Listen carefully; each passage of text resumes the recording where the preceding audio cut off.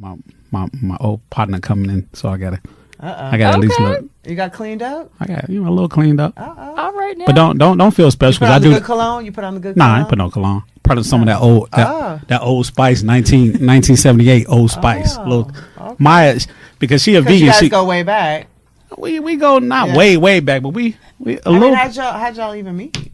In the studio. Okay. Of course. Yes, in the studio. Top 40 Studios through Dada Here in Atlanta. Mills. Yep. Shout out Here to Dada. ATL when I was recording the new song that is actually about to come out on Monday. Well, it just came out Monday. Mm-hmm. It just came out Monday because it's Wednesday today. Hold on, you were recording that song? Mm-hmm. Well, back we met. Then? We met in 2011. So you've been sitting on these type records for that long? Yeah. Oh, wow. Wow. Yes, that's crazy, right? But isn't that amazing about music? Like, it's still relevant. Mm-hmm. Pull your mic in some, Jay. Timeless. Thank you. Songs. Yes. Now, before we jump off into because you have a lot of history and we have a lot to talk about from a music standpoint, but you just recently did a dog show. It's called Exotic Bully. Like, yes. Tell everybody what is that? Like, what does that entail? Well, this past Saturday, July 21st, I partook in the Exotic Bully Expo. It's called Trap and Stack. Okay. And basically, there are breeds of dogs all over, but this particular breed is celebrated, and it is the Exotic Bully. They have a stigma attached to them that they're very violent or they're dangerous because of how they look. But they're the sweetest dogs in the world, and a lot of them offer healing for those that are suffering from depression or getting judged for whatever it might be, ex-convicts, etc. These dogs in particular provide a lot of that, and they're being celebrated at this particular expo, which brings the community out. And Dada was talking to me about this before I even signed up and enrolled, and he said, hey, there is going to be the African community there as well as Mexicans, and the stigma about us together is that we don't get along, but this particular event brings us together for our love for animals, and everything flows, so it's about bringing the community together, bringing everybody together. It's a family affair. It was a family event. All ages were welcome. And a part of family is having that gel, and for me in my life it's always been an animal. For our families, it's always been an animal that has provided some, I would say, therapy and some love and some vibrancy in the home. Well, if it's not a child, they say they are children. Pets are your best friends. Yeah. They're the children of the house, and they bring all the good energy. So, Exotic Bully Expo took place this Saturday at the Gwinnett County Fair in Atlanta, and I heard it was incredible. Yeah, like fairgrounds, outdoors events. Yeah, So families. you rock with dogs, but people that don't know that you rock with cats. You just started rocking with cats. I adopted my first cat in 2008 when I was working with this animal league called North Shore Animal League. They're the world's largest adoption agency and animal rescue organization in the entire world. So I was at their shelter to see what they were all about, and the hairstylist lady that was with me has a cat, and she lives in New York City. And I had just moved to New York, and she was like, oh, you need a cat. I'm like, are you serious? I am afraid. I'm terrified of cats because I got attacked one day. A cat attacked? Yes, a cat I've been attacked me. by some cats. A cat. Okay, Jerry. All right. You are on timeout. I think you need to face that corner over there. I'm just Cats can be vicious, though. Oh, they can definitely be vicious. They can be vicious. And they're sneaky. I had 2 cats. They're sneaky. Yeah, you just can't predict their behavior. So I adopted one. Okay. So this is the only way. Fear of cats. Okay. And so they recommended that I choose the one that's most mellow, and that was his name. I named him Mellow, and he proved to be everything I thought he would be. He was really a dog. He ate with the dogs. His behavior was like a dog, but then once in a while he would. But to overcome that fear, So I love cats now because of Mellow.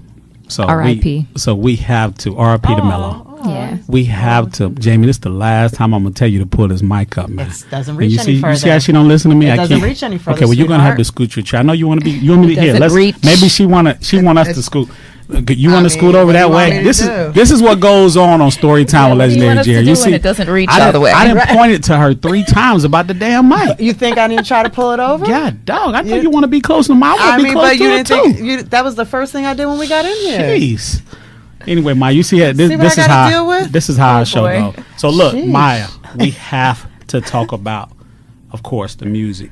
Okay. You have been self-sustained for a long time, meaning you have your own label, you put out your own music independently, and a lot of people, like when the Grammy nomination came, congratulations on that.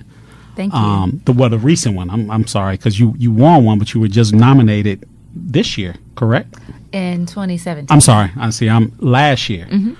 But I heard people like, and I heard in the media and just they're like, man, Maya, where has she been? I mean, she's been putting out music, but that just go like you really like from an independent standpoint. You've been dropping albums and putting out music, and it hasn't stopped. Just because you left a major label, it didn't stop.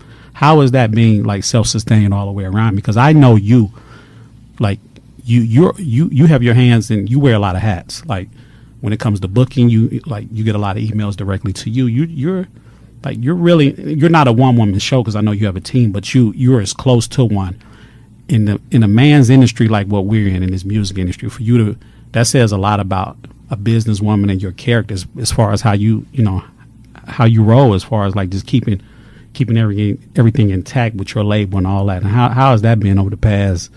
Because when was the last time you were signed to a major label? I left the major label system at the end of 2007 and started Planet 9 at the top of 2008 and released my first album in December of 2008. 10 years by yourself. Independently. Yeah, so this is the 10th props to anniversary you. of Yeah. Planet 9 and the Wow. 9th Big props. independent project. Congratulations. Yeah, it's big props. 9th independent project this year, 10-year anniversary. It's been a learning experience, a learning curve, being independent, coming from the major system. But yay, I have a lot of things that drive me, family, but also the love of music, and I'm really passionate about it. It's the one thing that I can't stop doing because that's the one thing that's just a part of who I am. It's in my blood. Yeah. Of course. Well, my life keep is going. better when music is in it, and I'm a creative person. So if I'm not out there grinding and hustling, then I'm actually in the creative process in the studio, learn how to engineer.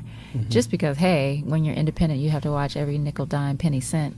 Damn sure and do. empower yourself so that you can be self-sufficient and survive and thrive. Yeah.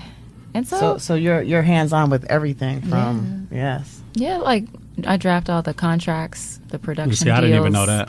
the publishing split sheets, do the negotiations for That's what's shows, train interns, road management. Half the time I go into cities and find dancers and choreograph them, spend I know days that. there. If the budget doesn't allow for my main crew, it doesn't matter where it is in the world. I care about presentation if humanly possible, and my days allow that.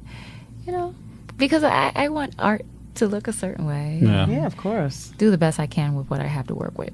Now, So go ahead. I was going to say, so being your own label, do you have other artists on your label, or do you plan Not to have yet. other artists? You Yes. plan to? I definitely would love to be in the artist development space and focus on girls. Guys are welcome, but I know that girls need, I think, a lot of guidance in this game. And I think I've been able to navigate safely and still have a passion for what I do. Nothing's tampered my love for music, but it is tricky. Yeah. It's tricky out here. So I know that. And that's pretty dope because, there's a lot of backlash always with women. They always try to put us against each other. Especially I see in like the music industry, they try to put women against each other. And for you to say that, I want to have this space for women, that's pretty dope. Yeah, And look over my girls. Yeah. Yeah. With what I've learned. Yeah. Have a boot camp and classes and self-esteem and spirituality. Which is needed. It's Yes. all yeah. needed. Very much. Well, if key. I wasn't tone deaf, I would definitely. because you definitely are tone deaf. And you mentioned a minute ago, Maya, about you said the music being in your blood, and you meant that literally because, me and we've had a lot of discussions about, your dad. We just talked a minute ago about he's still out playing. He's still out it. there. He's still touring and gigging. What type of impact was that? Gigging. Yeah, You gigging. said the right word. That's gigging. That's the word I grew up with. Yeah, gigging. I got a gig tonight. So growing up in that type of household with another creative, and I know how close you are with your dad. What type of impact did that have to make you want to? Because you started off in dance and just creatively. Correct me if I'm wrong. Dance, tap, but to see your father gigging. Is that something that you sat back as a kid and was like, hey, I got the talent, I can dance, I have the voice, and how much did he put into that? Like to be like, you know what, my daughter, she really got it. She got that it factor. That's so funny because when I was 4 years old, I heard my father sing in church. I think for the first time it resonated, and he was singing a gospel song, Easter Eve. That's when I knew that I would be singing for the rest of my life. Not necessarily a recording artist, but that I would be singing in some capacity because it called my spirit. It was the chords and the gospel music that impacted me. And then his voice on top just made me want to cry. And I didn't know what that was about at 4 years old. Yeah. So it was a calling. It moved me. I couldn't articulate what that was. So that was the first experience that I had. I knew that my father was gigging in nightclubs and doing his thing and corporate gigs and shows and weddings and all that kind of stuff, but I never got to see because I was a kid. So I wasn't impacted by that, but I was impacted by the music that was in my living room every day. Neighbors used to complain because he would have rehearsals in my living room. Man, we were living in an apartment at the time, and they would rehearse. And so we have neighbors underneath us, next door to us. Complaints all day long. This dude right here, he gotta fucking chill, man. Shit, we're trying to go to sleep. Right. But it was nice because I remember every musician taking time and teaching me, whatever they could. I would sit on the drummer's lap, Janelle, and he would teach me drum patterns, and I was always intrigued by that. So that's just a part of my upbringing. Yeah. So do you play more? How many instruments? How many instruments do you play? One I actually learned. Okay. And I went to school for and got into school for a music school. Violin. Okay. Was my instrument. But my mom had me take piano lessons from my grandfather, who is a pianist and a classical musician. He orchestrates music for orchestras. Wow. He passed away. So it's really in your It's in the blood. Like, yeah. Oh, wow. It's through in your blood. family. Yeah. And then I wanted to play drums. Yeah. But my parents wouldn't let me because of the practice hours. So I chose the violin instead. Yeah, so it was just a part of my life and childhood. It's the music that keeps me going in the journey, because that's what I love to do. When you love something, you just go and you find a way to do it. Before we sign off, of course, every episode we dedicate to two people. My father, the late, great Mr. Thomas Tyrone Clark, he passed back in 2016. Love you, Dad, miss you. And to my friend, homie, Mr. Shakir Stewart, we dedicate this episode with the beautiful Maya, Miss Jamie Page. Maya, give them all of your social media handles. I know you did. Do it again. Is it at Maya Planet, the number 9? Mm-hmm. Is that on everything? Is that on Instagram, Twitter? Instagram, Twitter, Snapchat, Facebook, Maya Planet 9, and that is the number 9. Uh-huh. And I am follow her, support. Yes, buy please. the album, download the album. Yes, yes. And I am Big Jerry Clark. That is all my social media handles, and Jamie will give hers. Miss Jamie Page on Instagram and Twitter. And let me tell y'all something. Please, I'm going to tell you to go subscribe to the YouTube channel, Legendary Jerry Podcast. Follow us on Instagram, Legendary Jerry Podcast. Check us out, legendaryjerrypodcast.com. All that. Check us out. We signing off. We got to get up out of here. Maya, she all over the country, all over the world, promoting this album, new videos, everything. Thank you, Maya. We love you. Yes, thank you. We will so see much. you next Wednesday. Story time with Legendary Jerry. We are signing off.